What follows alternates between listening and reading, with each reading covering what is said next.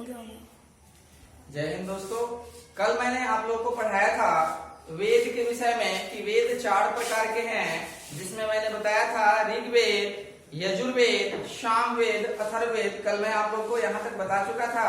इसके बाद क्वेश्चन पूछे जाते हैं एग्जाम में कि वेद की संख्या कितनी है, तो वेद की संख्या 4 है। वेदांगों की संख्या कितनी है, तो वेदांग की संख्या 6 है। अब ये वेदांग कौन कौन है, तो शिक्षा है, ज्योतिष है, कल्प है, व्याकरण है, निरुक्त है और छंद है। ये 6 क्या है, वेदांग है। इन्हीं पे वेदांगों की सहायता से हम वेद को आसानी से पढ़ सकते हैं। मैंने पिछले क्लास में बताया था कि वेद जो था संस्कृत भाषा में लिखा गया था, जिसे पढ़ने में कठिनाई होती थी, यानी कि पढ़ा ही नहीं जाता था। और पढ़ने के लिए क्या किया गया, लोमहर्ष एवं उनके पुत्र उग्रश्रवा के द्वारा वेदांग की रचना की गई, जिसकी संख्या 6 है। जो क्या है, शिक्षा है, ज्योतिष है, कल्प है, व्याकरण है, निरुक्त है और छंद है। इसके बाद अगला आता है उपनिषदों की संख्या कितनी है, तो उपनिषदों की संख्या 108 है। उपनिषदों की संख्या कितनी है, 108 है, जिसमें मूल रूप से मुख्यतः 11 उपनिषद ही कारगर है, जिसमें कुछ उपनिषद हमने आपको बता रखा है। मुंडको उपनिषद, क्वेश्चन आता है एग्जाम में कि सत्यमेव जयते कहां से लिया गया है, तो मुंडको उपनिषद से लिया गया है। या क्वेश्चन आता है कि सबसे पहले सत्यमेव जयते शब्द का उल्लेख मुंडको उपनिषद में किया गया था।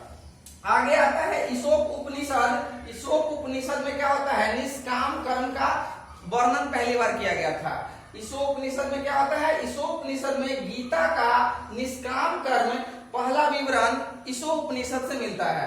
अगला उपनिषद है आपका कठोपनिषद, जो हर एग्जाम में आते रहता है कि नचिकेता और यम का वर्णन किस उपनिषद में है, तो कठोपनिषद में यम और नचिकेता का वर्णन है।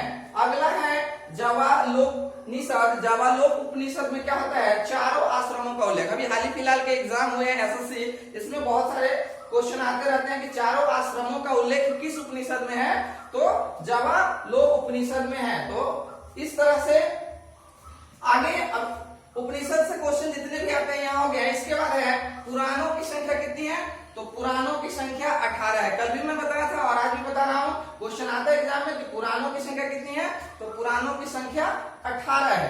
अब 18 पुराणों में मात्र 5 ही ऐसे पुराण हैं। 18 पुराणों में मात्र 5 ही ऐसे पुराण हैं जिसमें राजाओं के वंशावली या वंश का वर्णन होता है, जिसमें राजाओं के वंश का वर्णन किया गया है, जिसमें मत्स्य पुराण, वायु पुराण, विष्णु पुराण, ब्राह्मण पुराण और भागवत पुराण, यही 5 आपके पुराण हैं जिसमें राजाओं की वंशावली मिलती है। जैसे यहाँ क्वेश्चन बनता है कि मत्स्य पुराण का संबंध किस वंश से है, तो आंध्र सतवाहन वंश से है। मत्स्य पुराण का संबंध आंध्र सतवाहन वंश से है। वायु पुराण का संबंध किससे है, वायु पुराण का संबंध गुप्त वंश से है। वायु पुराण का संबंध किससे है, गुप्त वंश से है। अगला पुराण है आपका विष्णु पुराण, और विष्णु पुराण का संबंध किससे है, मौर्य वंश से है। तो इस तरह से ये तमाम क्वेश्चन है आपके एग्जाम में आते रहते हैं। आज के लिए आपका इतना ही रहेगा, कल फिर नेक्स्ट इसके आगे पढ़ाया जाएगा। लाइक और सब्सक्राइब आप लोग कीजिए और इसे आगे शेयर भी करते रहिए।